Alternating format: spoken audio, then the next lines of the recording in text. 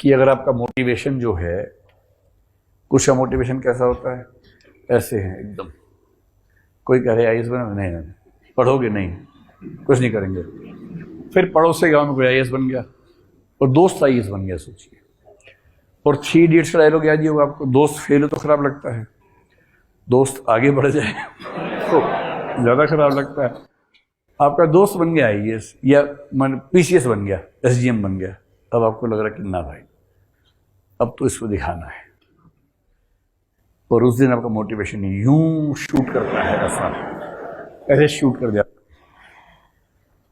और उस दिन आपको लगता है कि बस कुछ है ही नहीं दुनिया में मेरे सिवाय, मैं ही मैं हूं, मैं ही मैं हूं, दूसरा कोई नहीं। आपको ये फीलिंग आने लगती है, और फिर आप 1-2 दिन मेंटेन कर लेते हैं इसको, फिर धीरे धीरे यहां होते होते फिर धीरे धीरे ऐसे करते करते करते करते करते करते करते करते करते फिर ऐसे आ जाता है। अगर आपका मोटिवेशन इस ग्राफ पे चलता है तो आईएएस ठीक नहीं है। वो काम कीजिए जो 4 दिन में हो जाता हो, उड़े, किया, वापस आ गए। अगर आप उस प्रकृति के व्यक्ति हैं तो फिर ऐसा कोई काम कीजिए छोटे वाला कि जल्दी से किया, हो गया, निपट गया। आईएएस बनने के लिए तो आपका मोटिवेशन लेवल ये बीच में, ना बहुत ज्यादा ना बहुत कम, ऐसा ऐसा, ये अगर आपके अंदर है ना, जिसको बोलते हैं कि धीमी आंच पे जो खाना बनता है उसका स्वाद अलग होता है। अगर धीमी आंच आपके अंदर है जो सस्टेन रहेगी 1 साल 2 साल 3 साल तक, तो मैं दावे से आपसे एक बात कह रहा हूं, आजकल मैं खूब स्पष्ट रूप से कहता हूं, आईएएस बनने के पढ़ाई का महत्व है 25% के आसपास, सिर्फ इतना ही महत्व है। मगर लोग कहते हैं कि बहुत महत्वपूर्ण है, पढ़ाई के अलावा क्या है ये। मैं दावे से कह रहा हूं कि पढ़ाई का महत्व 25% से ऊपर नहीं है।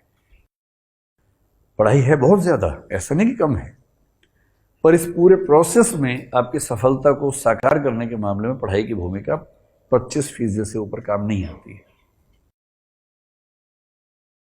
मोटा मोटा मान लीजिए कि 60% के आसपास आपकी स्ट्रेटेजी और सस्टेन्ड मोटिवेशन यानी कि परसिवियरेंस यानी कि लगन, मेहनत करने की क्षमता।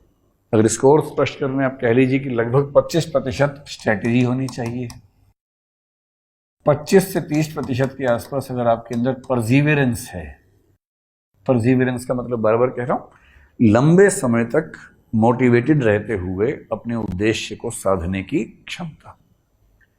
बेचैनी नहीं होनी चाहिए बहुत ज्यादा, रोज रोज उछल कूद नहीं मचानी है। रोज आपको 8, 9, 10 घंटे आप पढ़ाई कर पा रहे हैं, टारगेट्स अपने पूरे कर पा रहे हैं, सीरियसनेस आपकी बनी हुई है, तो इसका मतलब है कि आपका सस्टेन मोटिवेशन ठीक है। और बाकी जो मैंने 25 छोड़ा उसको आप 15 मान लीजिए, 10 मान लीजिए, इन दोनों को 30-30 मान लीजिए, उसको आप कह सकते हैं संयोग, या जिसको भाग्य कहते हैं, कुछ लोग नसीब कह देते हैं। संयोग की भूमिका इस एग्जाम में थोड़ी ज्यादा है। अभी आपके मन में आ रहा होगा कि अच्छा, इसको पता नहीं कि मैं क्या हूं। ये आना भी स्वाभाविक है आपके मन में। उसके बाद भी मेरा ये कहना उचित है कि संयोग की भूमिका रहती है।